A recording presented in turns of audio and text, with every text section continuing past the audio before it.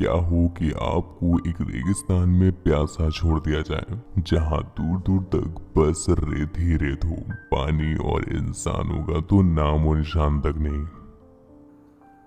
तो movie start होती है और हम देख पाते हैं एक लड़का और एक लड़की पहाड़ पर चढ़ने की कोशिश कर रहे होते हैं, पर तभी उनमें से एक का पैर फिसलता है और इसी के साथ सीन यहीं पर कट हो गया।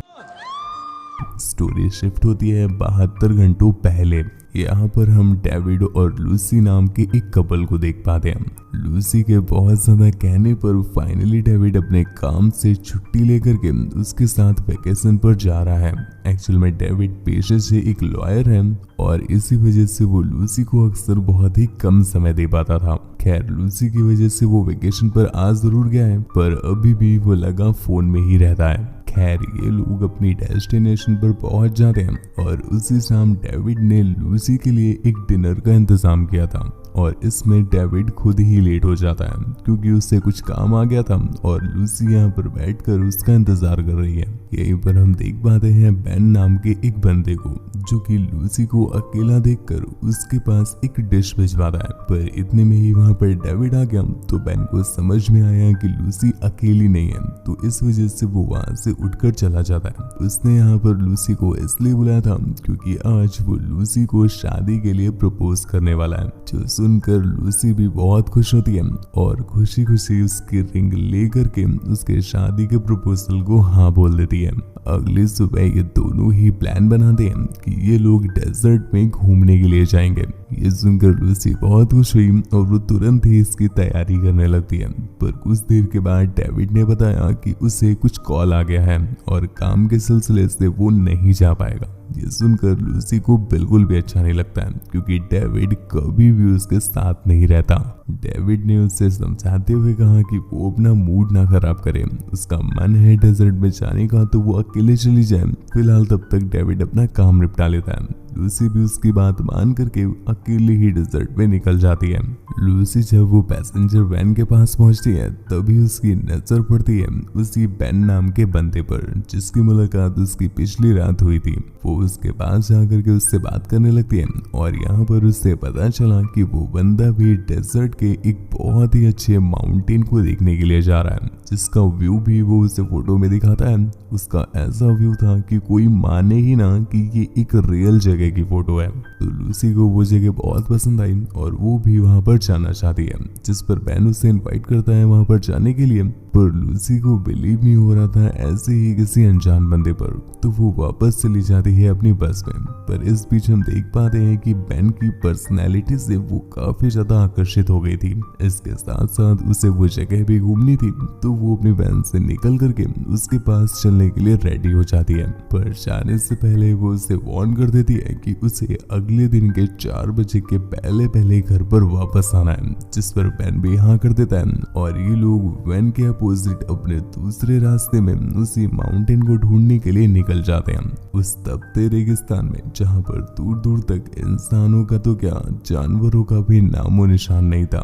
उस रेगिस्तान में ये लोग आगे बढ़ते जा रहे थे उस माउंटेन को ढूंढने के लिए और काफी ज्यादा मेहनत करने के बाद कुछ समय में वो लोग उस माउंटेन में पहुंच भी जाते हैं, जिसके ऊपर चढ़ करके लूसी को वो व्यू बहुत पसंद आता है। दूसरी तरफ हम डेविड को देख पाते हैं जो कि अपनी मीटिंग के लिए बिल्कुल रेडी था, पर जब वो अपनी ऑनलाइन मीटिंग को ज्वाइन करता है तो उसे पता चला कि उसकी मीटिंग में अब खास डेविड की कोई जरूरत नहीं है, क्योंकि उन लोगों का जो भी अपना काम था वो कंप्लीट हो चुका है। ये चीज डेविड को बिल्कुल भी पसंद नहीं आती, क्योंकि इसी मीटिंग की वजह से वो लूसी के साथ घूमने नहीं गया और इन लोगों ने उसके बिना ही मीटिंग निपटा दी।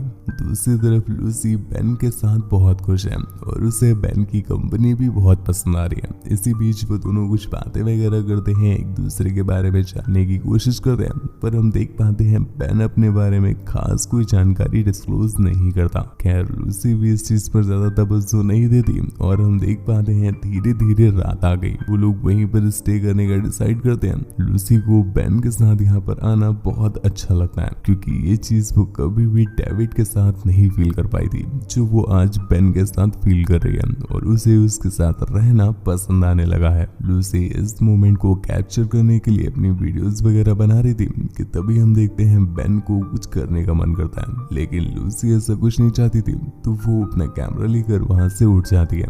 खैर दूसरी तरफ डेविड लूसी का वेट कर रहा था और जब वो पैसेंजर वाली वैन लौट कर वापस आती है तो डेविड उसमें लूसी को ढूंढने लगता है, पर लूसी तो उसमें थी ही नहीं।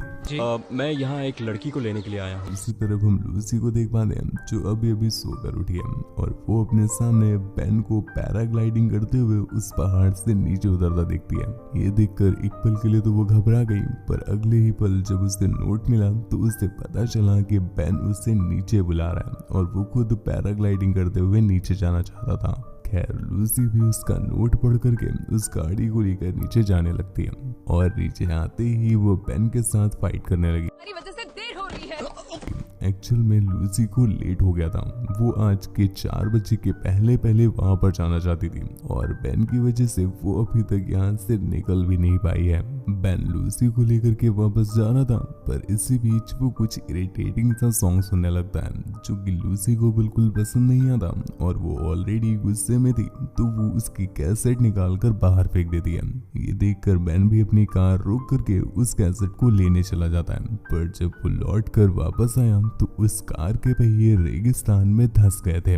उसके काफी ज्यादा कोशिश करने के बाद वो पहिए बाहर नहीं निकल रहे थे। यहाँ पर लूसी भी उसकी हेल्प करने के लिए बाहर आ जाती है, लेकिन फिर भी वो लोग उस फंसी हुई गाड़ी को नहीं निकाल पाते, जिस पर लूसी को बहुत गुस्सा आया और वो गुस्से में थोड़ा सा पानी लेकर आगे का रास्ता खुद ही तय करने बोल के निकल जाती है। पर वो रेगिस्तान इतना बड़ा था और चारों तरफ बस रेत ही रेत। इस गर्मी में उससे वो थोड़ा सा पानी ज्यादा देर तक चल नहीं पाता और प्यास की वजह से लूसी वापस चली आती है। दूसरी तरफ डेविड लूसी को ढूंढता ढूंढता परेशान हो गया। उसने लगभग सभी लोग उससे पता कर लिया, पर उससे कहीं भी लूसी नहीं मिलती तो वो पुलिस के पास जाकर के उसकी मिसिंग रिपोर्ट लिखवा देता है। अब ये एक टूरिस्ट प्लेस था तो उनके अलावा बहुत सारे लोग यहाँ पर आए हुए थे। ऐसे में पुलिस के लिए भी थोड़ा सा मुश्किल था लूसी को ढूंढना, लेकिन फिर भी वो उन्हें आश्वासन देती है कि वो जल्दी ही लूसी को ढूंढ निकालेंगे। दूसरी तरफ हम लूसी को देख पाते हैं जहाँ पर उसकी बेन के साथ अब दूरियां धीरे धीरे कम हो रही हैं। इसका रीजन शायद ये हो सकता है कि वो बेन को अब पसंद करने लगी है। खैर ये दोनों खेलते कूदते एंजॉय करते हुए आगे का रास्ता ढूंढने लगते हैं, पर कुछ ही देर में रात हो गई और रात में एक बहुत ही भयानक रेगिस्तानी तूफान आता है, जिसमें किसी तरह से बेन और लूसी एक दूसरे को बचा कर रखते हैं और एक दूसरे के साथ रहते हैं। अगली सुबह जब लूसी की आंख खुली तो वो अपने सामने एक रोड देखती है। ये देखकर वो बहुत खुश हुई। उसने तुरंत ही ये बात बेन को बताई और वो दोनों ही दौड़ते दौड़ते उस रोड की तरफ भागते हैं, पर कुछ दूर जाकर के उनकी ये खुशी दुख में बदल जाती है जब उन्होंने देखा कि रोड और उनके बीच में एक बहुत ही बड़ी खाई है। ये देखकर बेन काफी जोर जोर से शोर मचाने लगता है